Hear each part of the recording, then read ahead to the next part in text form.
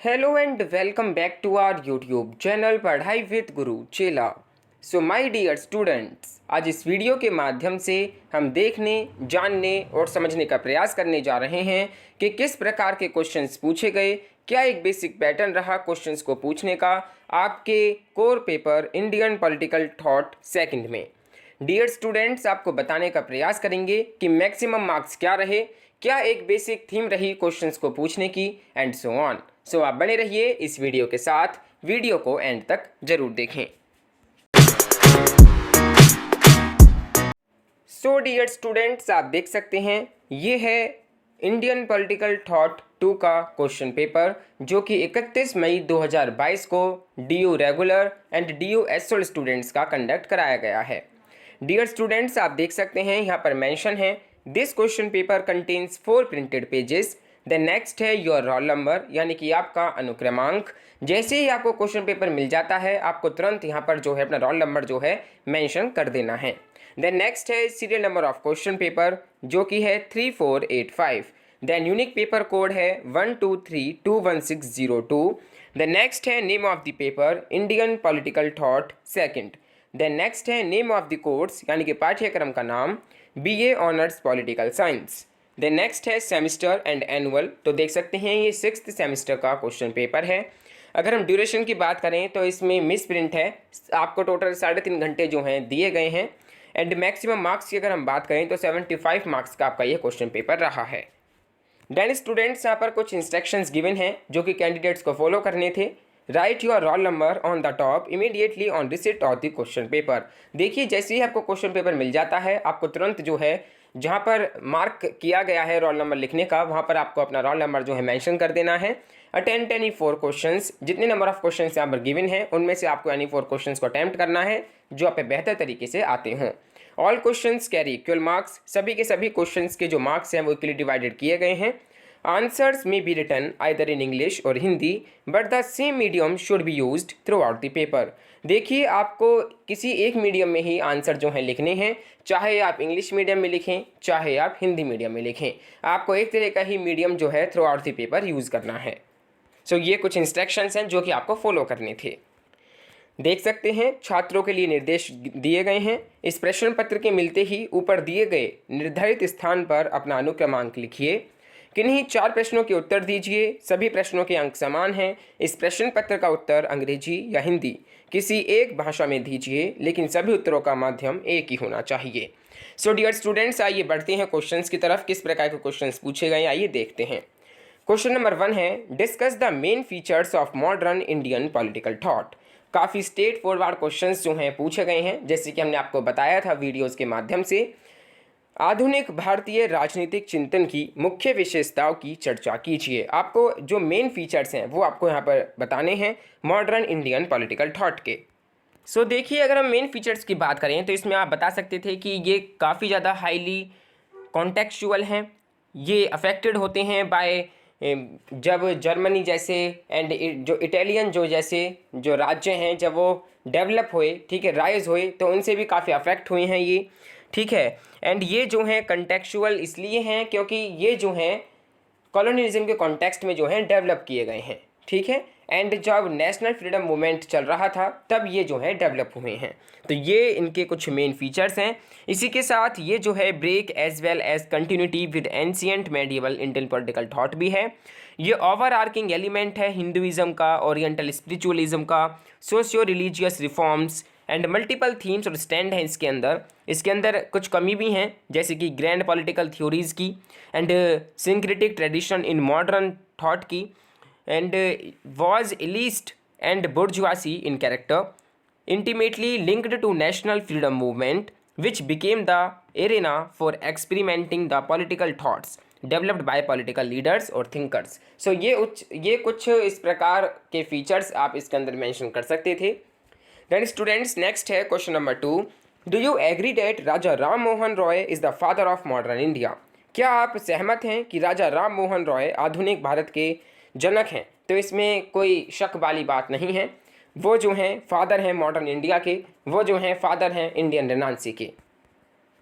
अब देखिए, ये सब जो है ये इनके मेथड से ही पता चलती है जो इन्होंने अपनाए थे। इन्होंने फर्स्ट मेथड जो अपनाया था वो था comparative study of all major religions. जितने भी मेजर रिलीजन्स थे उनको उन्होंने स्टडी किया, कंपैरेटिव स्टडी की, एंड बताया कि सबके सब रिलीजन जो हैं एक जैसे हैं, ठीक है, सब जो हैं ग्रस्त हैं, जो डॉगमा हैं, जो स्पिरिचुअलिज्म है, ठीक है, काफ़ी चीज़ों से जो हैं ग्रस्त हैं जितने भी रिलीजन्स हैं। देन सेकंड है इनका diagnosed the root cause of degradation. इन्होंने डायग्नोज किया कि क्या रूट कॉज है डिग्रेडेशन का, ठीक है। Then remarkable success in social reforms. तो इन 3 कारणों की वजह से ये जो हैं फादर ऑफ मॉडर्न इंडिया हैं, ये फादर ऑफ इंडियन रिनाउंस से हैं। देन नेक्स्ट है question number 3, critically analyse Ramabai's contribution on gender issues in 19th century India. 19वीं शताब्दी के भारत में लैंगिक संबंधी वाद विवाद पर रमाबाई के योगदान का आलोचनात्मक विश्लेषण कीजिए। तो देखिए यहाँ पर आपको रमाबाई का जो कंट्रीब्यूशन रहा है, जो योगदान रहा है जेंडर इश्यूज़ को लेकर 19वीं शताब्दी में, वो आपको यहाँ पर डिस्कस करना है। सो देखिए ये जो हैं 3 मेजर जेंडर इश्यूज़ बताती हैं सोसाइटी के अंदर। फर्स्ट है चाइल्ड मैरिज, सेकंड है the plight of widows, and third है एजुकेशन फॉर वीमेन। ये 3 मेजर कारण बताती हैं जेंडर इश्यूज़ के ये। देन ये 2 मेजर सोशियो कल्चरल फैक्टर्स भी बताती हैं behind miserable conditions of women, जिसमें एंशियंट शास्त्रा एंड स्मृति हैं एंड लीगल कोड्स हैं। देन पैट्रियार्की है, एंड ये प्लस करती हैं third factor of policy of non interference by British colonial rule. Then ये 3 स्ट्रेटेजीज बताती हैं कैसे इंप्रूव कर सकते हैं हम वीमेंस की कंडीशंस को। तो ये सब आपको यहाँ पर डिस्कस करना था। द नेक्स्ट क्वेश्चन है question number 4, critically evaluate Vivekananda concept of ideal society. Vivekananda के आदर्श समाज की अवधारणा का आलोचनात्मक मूल्यांकन कीजिए। तो देखिए इसमें आपको आइडियल सोसाइटी जो है क्रिटिकली एग्जामिन करते हुए डिस्कस करनी थी, जिसमें आपको बताना था कि जो विवेकानंद की जो आइडियल सोसाइटी है उसके अंदर 3 एलिमेंट्स हैं। वो 3 एलिमेंट्स के बारे में बात करते हैं, 3 गुणों के बारे में बात करते हैं। ये बताते हैं कि सोल के जो हैं 3 एलिमेंट्स होते हैं, 3 गुण होते हैं, जिसमें पहला है सत्व जो यानी कि प्योरिटी, दूसरा है रजस जिसमें ये एक्टिविटी बताते हैं, डिज़ायर बताते हैं, पैशन बताते हैं। देन थर्ड है तमस जो कि है डार्कनेस एंड डिस्ट्रक्शन।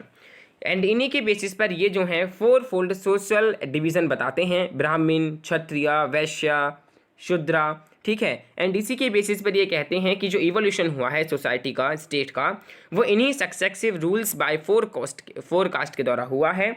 ये कहते हैं कि जो इनकी आइडियल सोसाइटी है उसमें ना ही कोई हायर क्लास है, ना ही कोई लोअर क्लास है, ना ही कोई कास्ट है, इसमें केवल और केवल एक ही कास्ट है और एक ही क्लास है, ठीक है डियर स्टूडेंट्स। सो इसमें बेसिकली आपको ये बताना था।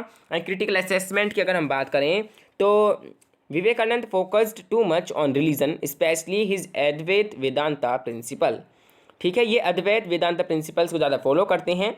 Also seems to support the caste system as social necessity. ये जो है कास्ट सिस्टम को भी सपोर्ट करते हैं अपनी आइडियल सोसाइटी में। सो ये बेसिकली आपको यहाँ पर डिस्कस करना था। द नेक्स्ट है question number 5, examine Ambedkar's view on caste and justice. जाति व न्याय पर अम्बेडकर के विचारों का परीक्षण कीजिए। सो देखिए डियर स्टूडेंट्स, अम्बेडकर जी ने अपनी बुक लिखी कास्ट इन इंडिया 1916 में एंड एनिहिलेशन ऑफ कास्ट 1936 में, ठीक है डियर स्टूडेंट्स। उन्हीं के बेसिस पर ये जो हैं इस कास्ट सिस्टम को जो है डिस्क्राइब करते हैं। अम्बेडकर जी के लिए क्या था कि जो कास्ट सिस्टम है वो डिवाइडेड है इंडियन सोसाइटी में, created class antagonism, condemned the untouchables to live in human lives, it made the Indian society closed, conservative and retrograde यानी कि बैकवर्ड। सो डियर स्टूडेंट्स, इनका यहाँ पर जो आपका सोशल जस्टिस का जो विचार है वो भी आपको यहाँ पर डिस्कस करना था, ठीक है। देन नेक्स्ट है question number 6, evaluate Gandhi's notion of swaraj with special reference to A J. Parel. A J. Parel के विशेष संदर्भ में गांधी जी की स्वराज की अवधारणा का मूल्यांकन कीजिए। आपको यहाँ पर गांधी जी का जो स्वराज का कंसेप्ट है वो आपको यहाँ पर डिस्कस करने के लिए कहा गया है। अब देखिए जो स्वराज का इनका कंसेप्ट है ये काफ़ी जो है इंपॉर्टेंट था from exam point of view and ये पूछा भी गया।